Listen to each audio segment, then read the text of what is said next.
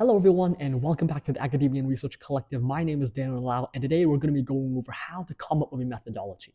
Now, this is a very, very important video because by now you've already come up with a research topic, you have a research question, you have your hypotheses and engineering goals, but now it's actually time to test and see if you can actually validate your hypothesis or if you can meet your engineering goals. And what that requires is a very detailed methodology. So, first of all, what is a methodology? Well, a methodology is a plan for testing your idea, right? It's a step-by-step process that you create. You have to create a plan in order to gather the data for it, and then you can analyze that data and draw conclusions. And that's really it. It's just a plan for what you're going to do in order to see if you can meet your hypothesis or if you can meet your engineering goals or lead to some sort of conclusion within your research.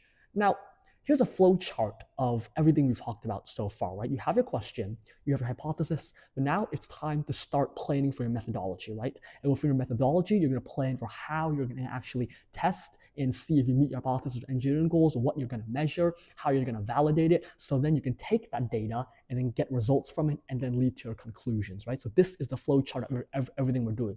But in planning your methodology, you are looking ahead to collecting your data, to analyzing results, and to eventually drawing conclusions. And so what are the factors of a good methodology? Three things, I think. It has to be clear, it has to be repeatable, and it has to be relevant to your hypothesis or engineering goals, right? The first one, clear, that should make sense, right? Your plan should be clear.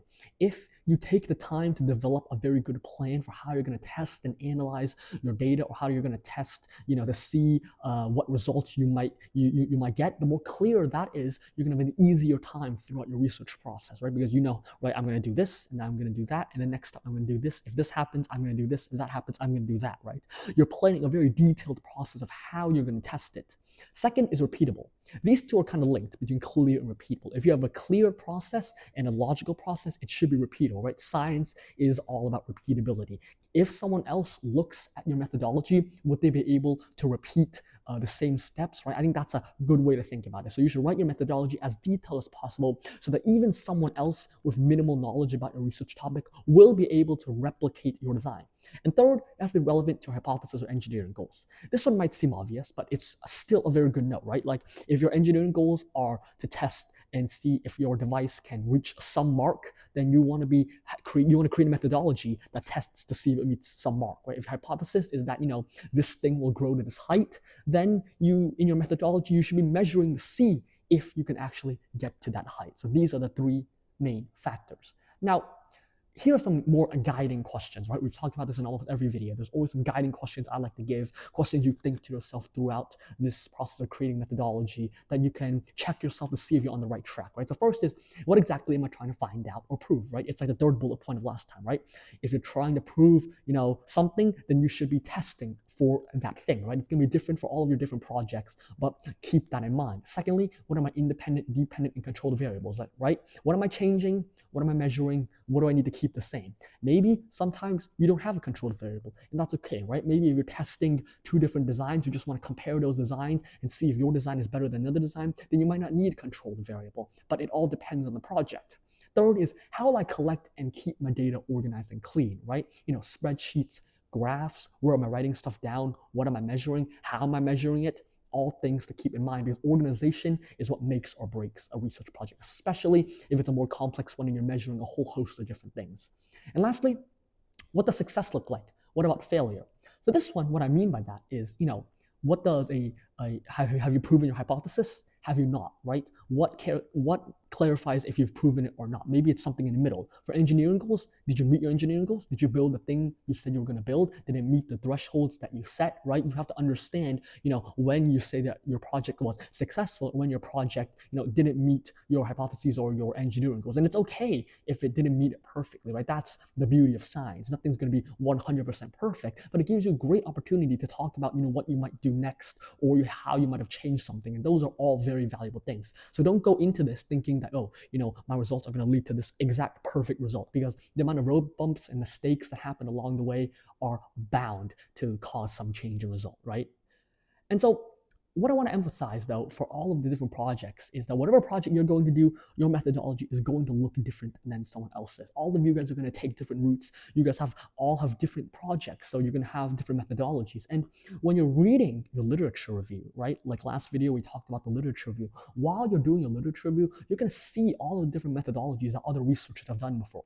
This researcher might have done something this way, another one did something another way. Maybe you want to do it similar to researcher A or researcher B, but you're changing something else. Or maybe you want to come up with your own brand new methodology, right? But what's important is that you take those methodologies that people have already done in their processes and draw inspiration from them, right? That's how you're going to be able to come up with a methodology. What's common and what's common methodology in your research field, right? So like for me, AI, a common methodology is to run your program, test the accuracy rate, and I'll have examples later. But for AI, it's like get your accuracy, get your validation rate, get your error rate. Those are all common steps. And those are steps that I would take in my research process. But it depends, each one of you, on your own research topic and to see what others have done so that you can be inspired and then create your own methodology. That's very important. Now, here's a simple example to kick this off, right?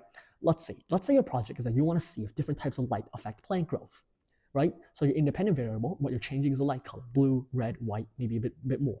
Your dependent variable, what you're measuring is plant height after 2 weeks. And then your controls, what you're keeping the same, right? Same type of plant, same soil, same water, same room temperature, same location, right? All of those things you're keeping control. And this is like a simple experiment, but it's one that I think really gets the idea across. And so your methodology, I've broken it down into a few steps, is, grow 3 groups of plants under 3 different types of light, right? Blue, red, white. Measure the height of the plants every 3 days for those 2 weeks. Record and analyze the growth patterns. Maybe you want to graph it. Maybe you want to put in a bar chart, a line graph, whatever you choose. And then lastly, compare your results, right?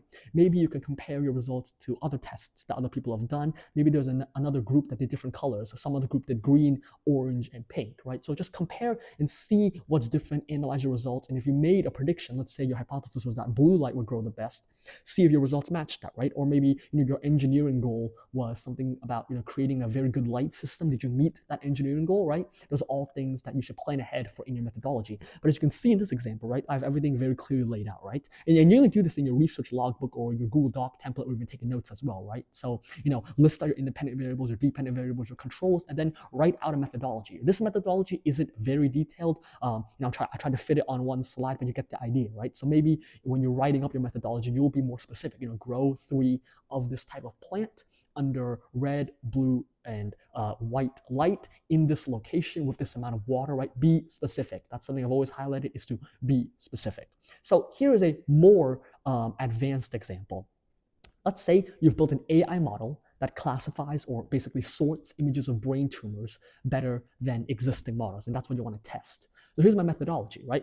I'm going to first collect data sets of brain tumor images from TCIA or BRATS. Those are big data sets of brain tumor images. So let's say I take those brain tumor images, and then I'm going to train my model on 80% of those images, and then I'm going to test it on the remaining 20, and then I'm going to compare what am I measuring, my model's accuracy, precision, and recall against like a baseline model, right? UNet or ResNet or just baseline models, but my model is different. My model should be better. And then I'm going to evaluate my model using SSIM and RMSE. These are very common measurements taken, especially when it comes to classifying images or seeing how similar two images are, right? These are common measurements. And then I'm going to compare that to other AI models in my field. This last one is very important. I think that especially if you're doing an engineering project that solves a problem, you want to compare how you did to other models in the same field, right? So let's say this model classifies brain images with a 90% accuracy rate. This other one is 95% accuracy rate, and mine was 98% accuracy rate. That's something that you should talk about. And so this project is actually very similar to a project that I did just this year. I've kind of just simplified it, but this is basically exactly what I did, right? I grabbed data sets from BRATS, TCIA, and then I measured the accuracy, precision, and recall, and then I evaluated using SSIM, RMSE, compared it with other models. This is basically almost exactly what I did, but you can see the amount of detail in here and list down exactly what I am going to do. Now, let's talk about what to measure, right? I mentioned that for each project, it's going to be different, right? For the plants thing, it was the heights. For mine, it was the accuracy rate, but you should measure what directly correlates to your hypothesis or engineering goals, right? If your hypothesis talks about the height, measure the height. If your engineering goal is, it should do something like in 5 seconds, then you should be measuring the time, right? Make sure it matches up to your hypothesis or engineering goals. So at the end, you can prove it. You can say, I met my engineering goals, I didn't meet my engineering goals, my hypothesis was proven true or not, and why. Think about what's quantifiable, right? Length, percentage, accuracy rate, frequency, score. Those are all measurements that you can actually take, right? It's going to be different for all of your projects. Figure out which one is relevant to yours. And then lastly, you might need some specialized calculation or specialized measurement, right? On the last slide, when I talked about the AI, there's root mean squared error, right? That is a very specific thing for AI, or the SSIM compares two different images. That's a very specific measurement for two images. And so you might need a specialized measurement. Maybe in your field of biology or maybe anatomy, there's a specialized measurement that you need to take. Take that specialized measurement. When you're reading your literature review, you should probably see that and learn about why that measurement is important to your research, right? So this is something to play in mind, what you're going to actually measure. Also though, after you've measured everything and figured out what you need to do in order to measure it, you need to validate your data, right? So we've talked about now how to measure it and what to measure, and now validation, right? So you might want to replicate and repeat trials, right? Don't just do one trial, right? The reason earlier in the plant example, we measured the height of the plants multiple times every 3 days is because we have more data, right? We're repeating data to see if it's a trend. If we just measured it for one day, that would be kind of useless, right? You might need control groups or baseline models, right? If you have a control group, let's say for the plants, there was just a group that had no light, compared against that. Or if there's a baseline model, like for the AI project, there are these basic models that everyone uses, right? Compared to those baseline basic models. You can also run statistical tests, right? And you can go deep on these tests. Like paired t-tests is a very common statistical test, a standard deviation, even something as simple as finding the average. These are all statistical tests that you can see to validate and analyze your results. Especially for the paired t-tests, you can actually see the statistical significance, which talks about, what are the chances that your results were just purely random, right? You don't want random results, and that's what the paired t-test talks to you about. But maybe your own methodology will have specific statistical tests that are relevant to your field. Also, it's important to visualize bar graphs, charts, pie graphs. All of these things are good so you can see a data, right? Is my height increasing? Is it decreasing? Is it kind of all over the place? Bar graphs can tell you that. And also, be careful of bias. I emphasize this because, it goes back to repeating trials. If you repeat trials, you'll probably minimize the amount of bias. But for something like AI, there's something called overfitting, where your model becomes really good at only the images it was trained on, and then it's very bad at everything else. That's bias, right? So try to avoid bias. Everything should be as nuanced as possible. It should be, there should be no outside interference or bias, right? And then lastly, compare to other similar research results. This is what I talked about earlier again, right? If you can compare your method to someone else's method and it's very clear that your method is better, or maybe it's not better, right? Even if it's not better, you can still talk about it. And so look, here is a simple table, right? Method A, let's say I'm trying to find plant heights, right? So method A got plant heights over 3 trials of 50, 60, 85. Method B was 76, 89, and 95. And my method, 97, 98, 99. Clearly, my method is the best, and we're trying to see which plant grows the highest. Now, you should probably take more measurements than just 3 for each category, but this is just a simple idea of, if you can throw a table up there when you're in your methodology, like plan to compare it against this method, this method, this method, that's great. A great tip is that while you're doing your literature review, you'll see, right, like these set of researchers with their methodology got this result. In this other paper, these guys got this result. In that other paper, these guys got that result. And at the end, you can compare it to all of those people that you talked about in your literature review. And that's, super powerful to show how effective your methodology was. And to also just compare whether your methodology was successful, whether your engineering project was successful, whether your hypothesis, was proven to be true or proven to be false, right? Comparison, super powerful tool. I really, really like using it. Here on your screen, it's just, the bar graphs, right? Use charts like I talked about earlier. These are very easy to convey images to show whether something's increasing, there's a trend, if there's not a trend, if there's a correlation or there's not a correlation, right? I emphasize using visuals, especially if you're going to do science fair projects. Judges love it when you're just not spewing text at them, right? They can look at an image and can see, right? Like, oh yeah, there's a clear trend here. That's very useful, especially for science fairs on your research poster.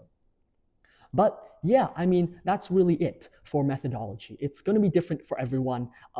This video was just to give you some basic guideline, because in the end, I don't really know what your project is going to be. It might be something in biology, it might be something with AI, it might be something in physics, right? It's going to be different for every one of you, but I hope this video basically gave you a basic outline of, remember to plan carefully, when you're reading your research papers during your literature review, start thinking about what you're going to measure, how you're going to measure it, how you're going to do your experiment. Plan for what you're going to measure, what things you're going to control, what things you're going to change, right? Have those measurements ready. And then once you get those measurements, how you're going to present that data, how you're going to analyze it. And then from that, you can draw conclusions, see if you met your engineering goals, see if your hypothesis is proven true or proven to be false, right? That's the basic steps of finding a methodology. But, the greatest experience, and I'm just going to say this again, is that when you're reading those literature reviews, figure out from those research papers and those established authors what a good methodology is going to be like, right? When they publish the research papers and talk about the methodology, that's how specific your methodology will be. And I'll link some examples below of some good methodologies that you can try and follow. But they're all written so specifically. They're going to be detailed, what mathematical formula they're going to use, how they're going to validate it, how they're going to test it. It's going to be different for all your projects, remember, but it's good to be specific and to plan ahead so that your research process will be as smooth as possible, even with inevitable road bumps. So yeah, thank you very much for watching the Academia and Research Collective. I hope this gave you some tips on how to create a methodology. Once again, I've linked some stuff below. Thank you for watching, and I'll see you next time.